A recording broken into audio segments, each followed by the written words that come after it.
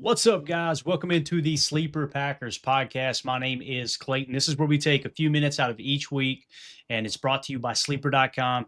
And we take just a few minutes and say, hey, all right, what were the top storylines geared around the Green Bay Packers in the previous week? We got a bunch of headlines to get into. We got Tucker Kraft in the conversation. We got Josh Jacobs' situation still kind of looming out there a little bit. We're going to talk about that. We'll give you a quick little recap of some of the more important things that happened in the win out there in Denver against the Broncos. Just a number of things. The fact that the Packers are 1-1 in the preseason, you kind of throw the record out.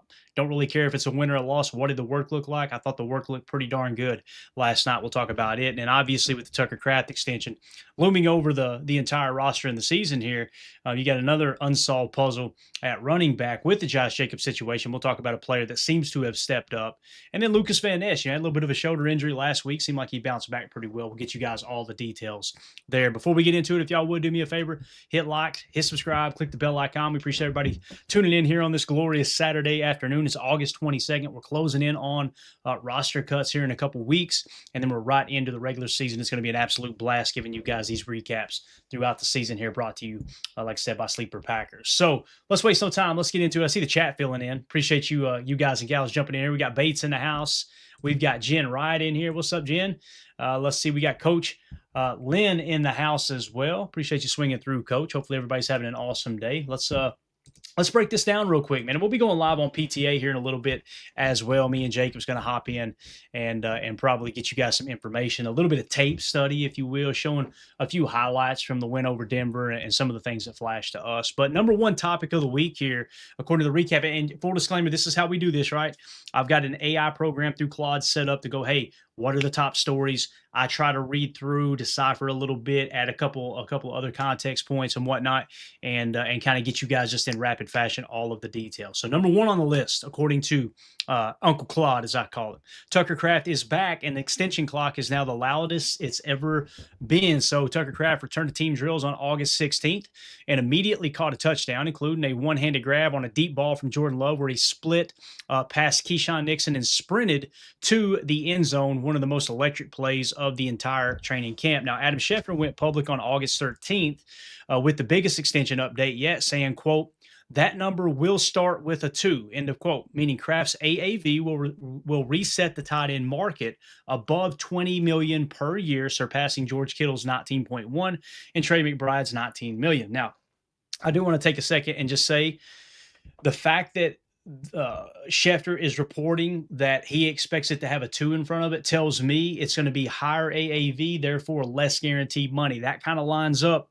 with someone who's coming back from an ACL, and especially someone like Tucker Kraft, who obviously is very, very confident in his ability, right? He's a guy that he thinks he's fully healthy. He's good to go. I believe him, by the way. He looks like an absolute monster out there on the practice field. So I think that what you're probably going to see here is similar to Christian Watson's deal.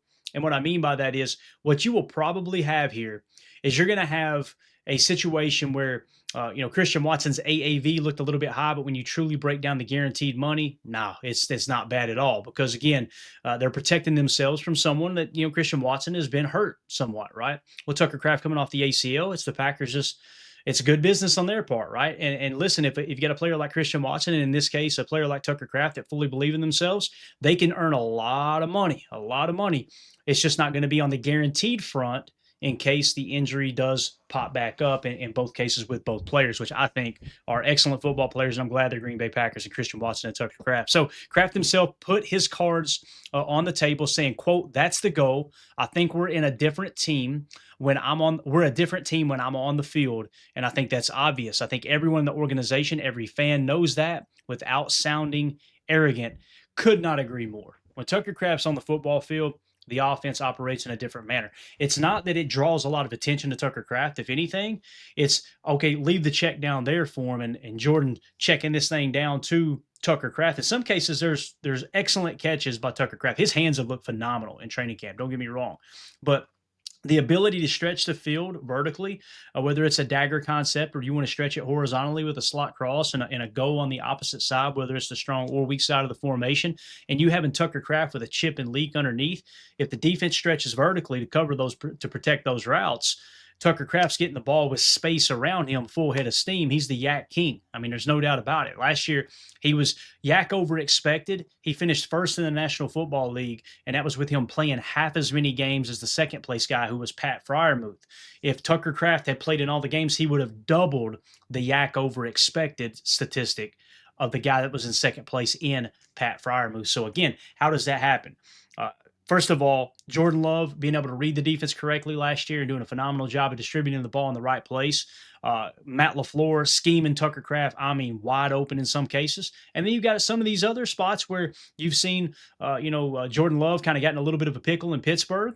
Sees Tucker out there, just like it says on the schedule release soundbite, F it, Tuck's down there somewhere, right? Chucks it up. Tucker makes a contested catch. Not only does he make the contested catch, gets turned upfield, breaks 3 or 4 tackles. That's the yak we're talking about, right? So I agree with him completely. He's not sounding arrogant. This is a different team when Tucker Kraft is on the football field, no doubt. Gutekunst has confirmed discussions are ongoing and the target remains before week 1 with the opener at Minnesota now 3 weeks away. The window to get this done without it becoming a distraction is rapidly closing. The ACL recovery has gone so well that Kraft told ESPN he hopes to play without a snap count in week 1, though he acknowledged the Packers may impose one regardless. So he wants to be back. He wants to be 100%. He wants to be, hey, no limitations whatsoever. Give me my 100% snap count, and I'm going to go out there and smack people in the mouth. That's Tucker Kraft football, baby. And that's why I want Tucker Kraft to sign a big extension.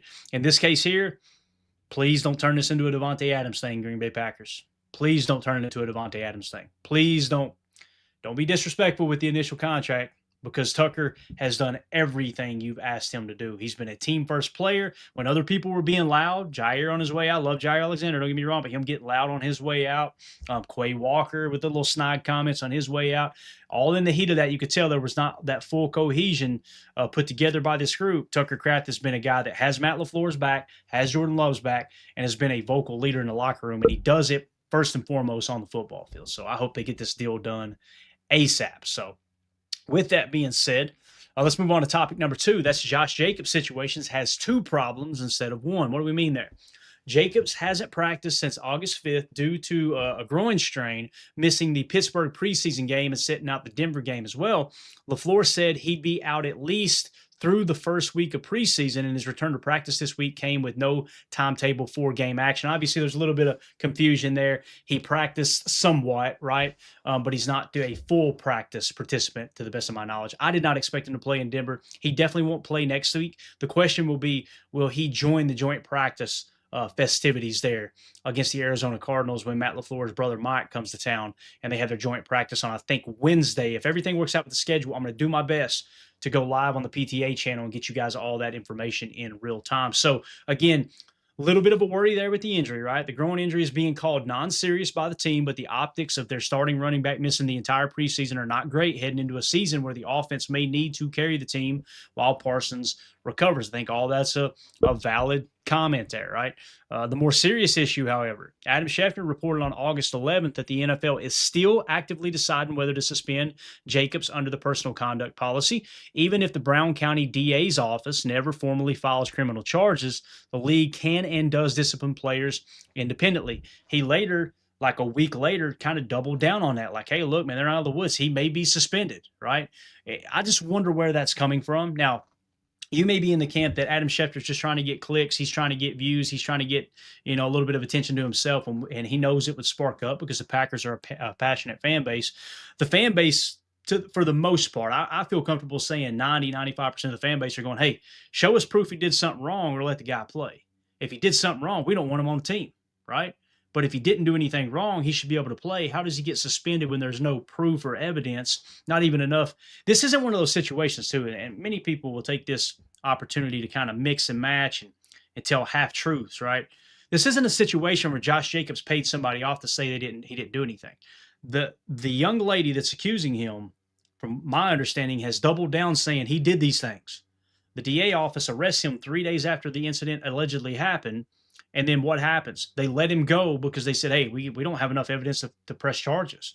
But Josh Jacobs says, I have evidence that proves my innocence. I'm sure there's cameras in the house, in and around the house. So the fact that there's been no formal charges, this isn't one of those situations where it's like, okay, yeah, he legally got off for the charges, but he paid someone to basically make the charges go away. That is not the case here at all. The investigation is still ongoing. So it's a very, very fascinating situation. So obviously, with no suspension being announced, no charges have been filed, but the investigation remains open and the league's review is ongoing, meaning Jacobs could be informed of discipline at any point during or before or during the regular season. The Packers have quietly elevated MarShawn Lloyd's role in practice. If you'll notice, guys, I'm kind of surprised at how much they're using MarShawn Lloyd.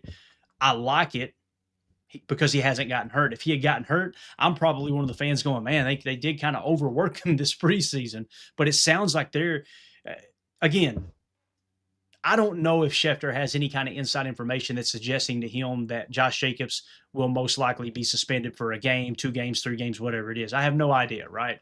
But the fact that he brings it up and you see the workload on MarShawn Lloyd, and oh, by the way, you've got the groin issue with Josh Jacobs. I'm not saying he's faking the injury. I'm not saying the Packers are faking that injury, but it does kind of raise a little red flag on me like, is there a suspension coming? Because that's going to suck if there's no evidence, there's no proof that he did anything wrong, and boom, he gets suspended. I don't know, man. But again, I want to be very clear.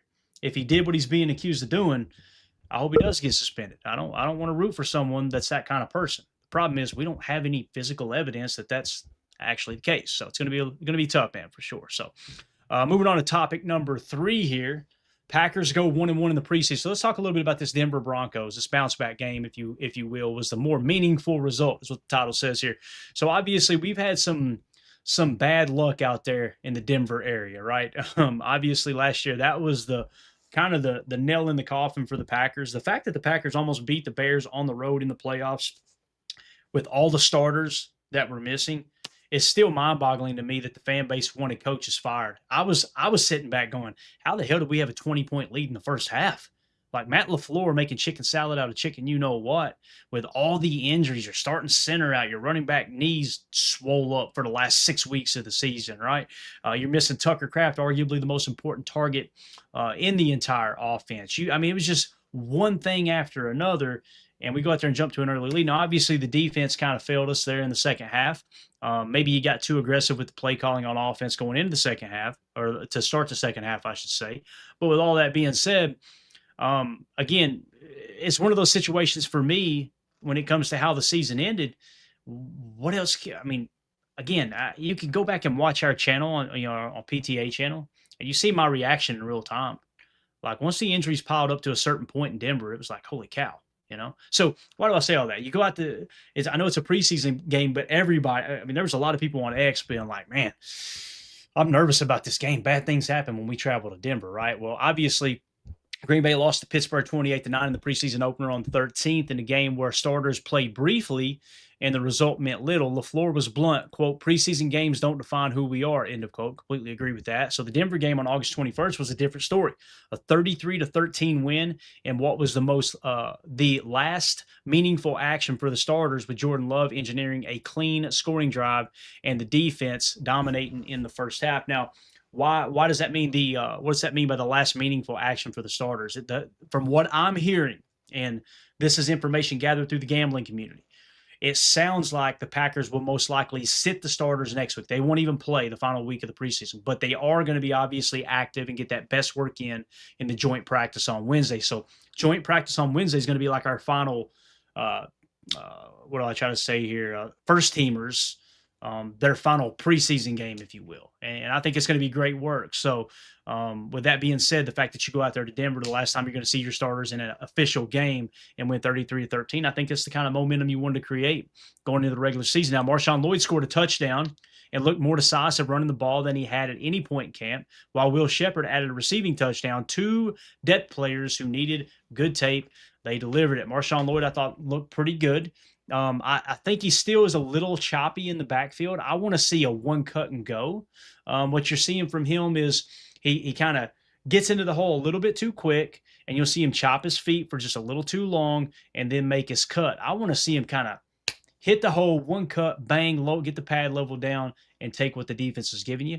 But I do think he's improving. And again, the angle route, the Texas route, if you will, that he caught the touchdown pass on, was was a great rep as well. You can see he was fired up, right? So love seeing that coming out of the backfield. I've been on the record saying we haven't really had a true receiving threat at running back since Aaron Jones. And what I mean by that is Josh Jacobs is phenomenal. Don't get me wrong. But nobody's saying, hey, I want Josh Jacobs catching the football as opposed to running between the tackles, right? The things he does in between the tackles and making guys miss is phenomenal. So if while he's spelling on the sideline, you get MarShawn Lloyd involved in the pass game, I think that's a good little change of pace, a good change up, if you will, for the defense to have to deal with. So it goes on to say this is probably the news of the day here, man. Trey Smack went 4 for 4 on field goals against Denver after his strong family night performance, and Pierre Strong Jr. broke a kickoff return, both specialists making their cases for roster spots. So now the question becomes, if you decide to carry 4 running backs, right? Josh Jacobs, MarShawn Lloyd, Chris Brooks, would you carry Pierre Strong? Pierre Strong showed some extra value in the kick return game, man. It was one of the things that really popped off the screen to me. Now, was he going against backups? Was it against the starters? We'd have to go back and watch the tape. Got a little bit fuzzy from last night, trying to watch the game in 2 different places. I'm watching it at Neyland Stadium, and I'm in a sports bar a couple hours later trying to catch the end of it. It was a pretty disorganized night, I guess you could say. Unorganized night, whatever the proper way of saying it. So, Pierre Strong Jr., though, kind of making the case here late. You know, I think you have a better chance of getting Pierre Strong Jr. You probably need to keep him on the 53. He's more likely to be poached than, say, a Damian Martinez. You guys know I'm very, very big fan of Damian Martinez. I'd like to see Damian Martinez at this point practice squad guy. The fact that Pierre Strong Jr. gives you a little extra special teams value. Let's say, and you're going, okay, well, we got Sky Moore. Why would we need that? What if Jaden Reed goes down for a couple weeks and Sky Moore has to be the starting F, and now you got Sky Moore returning kicks and playing F? I like the idea of somebody like Pierre Strong, a little extra added value to his position, being able to step in and return kicks while Jaden Reed were to get back. You know, just a hypothetical situation there where I could see the value in Pierre Strong. If I had to put money on it, if Josh Jacobs does not have a suspension, I don't think Pierre Strong Jr. makes the 53-man roster. If there is a suspension that pops up the final week of the preseason on Josh Jacobs, then I could see them wanting to carry Pierre Strong on the 53 for sure. So, and again, I don't want to undermine this right here, man. Trey Smack, 4-4 on field goals, hit a 59-yarder. Dude is lights out. Again, for all those people that gave Matt LaFleur hell for not allowing the officials to signal in practice, they said, oh, he's soft. It's weak. What's he going to do when the pressure's on? That's not the message he was sending. Anybody who's played sports and you don't have a axe to grind against Matt LaFleur individually, like if you're just looking for something to complain about Matt LaFleur and another reason to say he's soft, go have at it, man. Have a field day. That's cool. I'm not fanning like that, right? But my thought process, being a former athlete, when they said that they were no longer signaling it, I think the message to Trey Smack is, hey, look, don't worry about whether it goes through. Focus on your mechanics. Focus on hitting a good ball every single time. And then a day later, after Matt LaFleur decided we weren't going to signal anything, they marched Cam Acord, the Packers special teams coach. They march him out there to talk to the media. What did he talk about? He didn't say a damn thing. He said nothing about, well, we don't want him worrying about it going through or not, and we don't want the media to know if it's a kick being good, and we're afraid of his confidence. He didn't say none of that. He talked about holding. What's that? I.e. mechanics. He's talking about, hey, we don't want him to hit a different ball at a different hash or in the weather. We're going to hold the ball different. That way your swing stays exactly the same. You know, I drew the comparison to when I played ball, when I played baseball. How many times we wanted to hit in the cage against our ace pitchers just to have bragging rights on the team to go, hey, man, I want to go out there. I want to smoke Ian. I want to hit against Jake. I want that 91. I want that 89-mile-an-hour fastball. You know, at high school level, pretty darn good ball. I want to get in there and show my teammates I can hit that, and I want to work on that when we play the bigger schools, right? Coach is like, no, that's a bunch of garbage. That's not going to help you until you hit me, 300 or 400 soft toss drill balls into the net, which is basically a sponge ball. Might as well be on a tee, just soft toss up, working on the mechanics.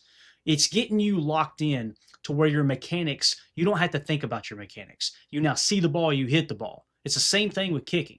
That's the message I think they were sending to Trey Smack. So why do I say all that?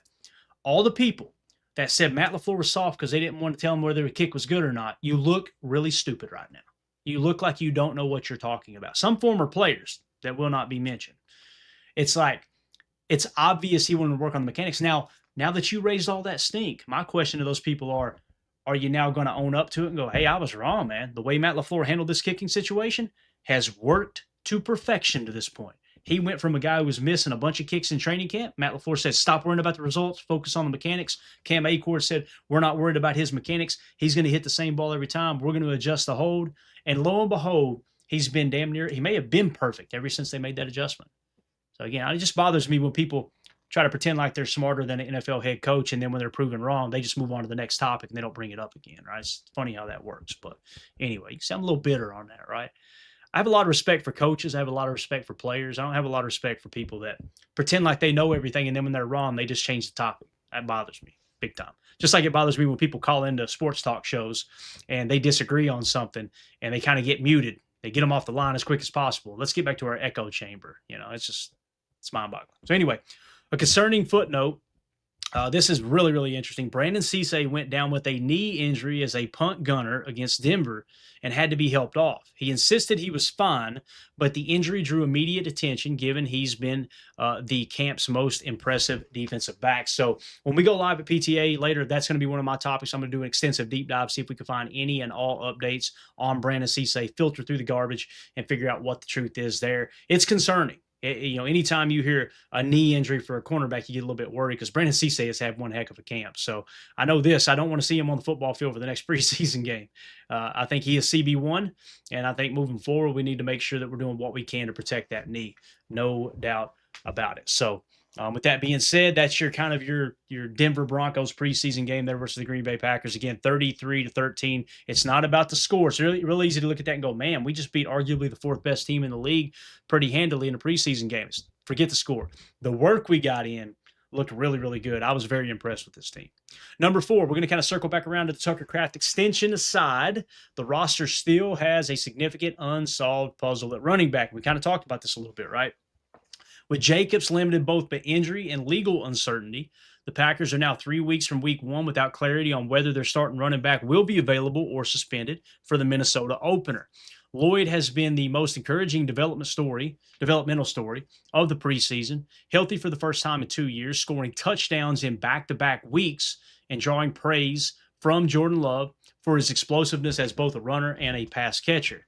If Jacobs receives even a 2-game suspension, Lloyd would be the de facto starter for week 1 opener at US Bank Stadium, a scenario that would have seemed unthinkable in May when Green Bay signed Jacobs to a 2-year extension, which that's not true. Not sure why Uncle Claude threw that in. Scrap that part. But the point here, I think, still applies with MarShawn Lloyd. If Jacobs is not available, what we're going to see here, guys, is MarShawn Lloyd going to carry a lot bigger load, man. And I will say this, Chris Brooks, to me, I think he brings a lot of extra added value there. This is the Pierre Strong conversation we were having earlier, right? So the Packers have not addressed the situation publicly beyond LaFleur's repeated "we support Josh" language. The lack of a contingency plan statements is either a sign of confidence that Jacobs plays or a deliberate effort not to tip their hand. And again, what can you do? There's no great running backs just sitting out there, right? You probably feel better about the guys you got in camp right now, i.e. the potential practice squad players, than you do anyone who's on the street right now. So it's kind of how that sits. And the final topic of the day here on the Sleeper Packers podcast is Van Ness shoulder injury adds another layer of concern to an already thin edge rusher room. So Van Ness missed one practice midweek with a shoulder injury before returning to the field on Tuesday, August 19th. The team downplayed it, and he's expected to play in the Arizona finale if the starters were to play. And that's going to be really interesting. Like when we say the starters are not going to play, kind of feels like some of the starting defense will still play. I just don't know if I would expect Jordan Love out there. I don't know if I expect Christian Watson and Jaden Reed and those guys out there, right? But any health scare for their most important defensive player gets amplified given the Parsons context. The Broncos game was described as, quote, likely his final meaningful preseason action for the starters, meaning Van Ness's performance goes into the regular season will be evaluated almost entirely on camp and family night tape rather than extra game reps here. Brenton Cox Jr. has emerged as a genuine talking point. The undrafted 2023 veteran has been the most consistent pass rusher in camp, not named Van Ness, and multiple beat writers flagged him as a potential week 1 starter on the second edge. Some people go, whoa, that's Barron Sorrell's job. To the best of my knowledge, I'm pretty sure it was Brenton Cox Jr. that was out there starting opposite of LVN last night. So really, really interesting there, Again, is Brenton Cox Jr. going to kind of emerge as the starting edge defender opposite of Van Ness? I kind of felt like we were better suited to have Barron Sorrell start or play in the base at edge and kind of give him most of those meaningful snaps. And then in passing situations, let Brenton Cox Jr. come in and use his superpower, which is get after the quarterback. He finished last year, I think, 15% pressure rate, according to Next Gen Stats and NFL Pro Data. So I like the fact that you got one that's a really good edge setter in the run game and the other that's a really good pass rusher. So you can kind of mix and match and play to the situation or the in terms of deployment, right, and how you want to utilize these guys in certain manageable situations during the game. So Brenton Cox Jr., though, looking good. No surprise here. If you watch our PTA show, you know we're always talking about Brenton Cox Jr. He's a phenomenal pass rusher. Just leaves a little bit to be desired in the run game. So the fact that he started last night caught me off guard. But then again, if they're tweaking stuff in his edge setting against the run and his run fits, then maybe they want to see how he would do against the ones last night. And we'll see. We'll break down all the PFF grades and everything on PTA here in a little bit and see who played good. So Chris casual in. Unbelievable, man. We almost made it through. Denied in a Sutton and Barron Sorrell both flashed in camp and in the preseason, but remain developmental. The Packers are still clearly hoping one of them takes a step, but neither is ready to carry a full-time starter load yet. And this is kind of how I see it. Barron Sorrell. Let's talk about the three defenders we just mentioned. Brenton Cox Jr., DDS, and Barron Sorrell. Barron Sorrell is the best run defender out of those three. Okay. Brenton Cox Jr. is the best pass rusher out of those three. The one that's most well-rounded, that can rush the passer and play the run, but maybe isn't as good as either of those, Barron Sorrell or Brenton Cox Jr. at either specific, is DDS. Moral of the story, I feel good about all three of them. I think they can fill that void, and you'll be able to mix and match and utilize their strengths in certain situations as you get through the first 5 to 7 weeks until Micah comes back. And oh, by the way, Colin Oliver. We've seen Colin Oliver in preseason action. I don't remember seeing much last night. I don't even know if he played last night. I need to go back and watch the tape. I just got back into town shortly. But if you look at what he did the week before, he showed some good things on tape. Now, PFF didn't like him, but that doesn't necessarily mean PFF's gospel, right? It's just another way we can check the grading system and everything with these players and who they think played good. And then we match it up with the tape and we give our analysis. So I think Colin Oliver is a nice little mix there as well. And Ajalette Kelly had a sack last night, right? So you got another guy with depth. I don't think he has a chance to make the 53. Don't get me wrong, but that's a guy that you put on your practice squad if he doesn't get poached, and you call him up at some point during the season if injuries at the edge position somehow pop up, right? So with all that being said, that is your Sleeper Packers podcast, your weekly recap. I'm curious to know what you guys think, man. I know the chat was on fire. Appreciate y'all hanging out in here, talking to one another and whatnot. Do me a big favor, smash that like button. And if you're watching this back later, let us know in the comments, man. Let's blow the comments up. Let me know what you think about those 5 topics and how you feel about the Packers heading into the final preseason game.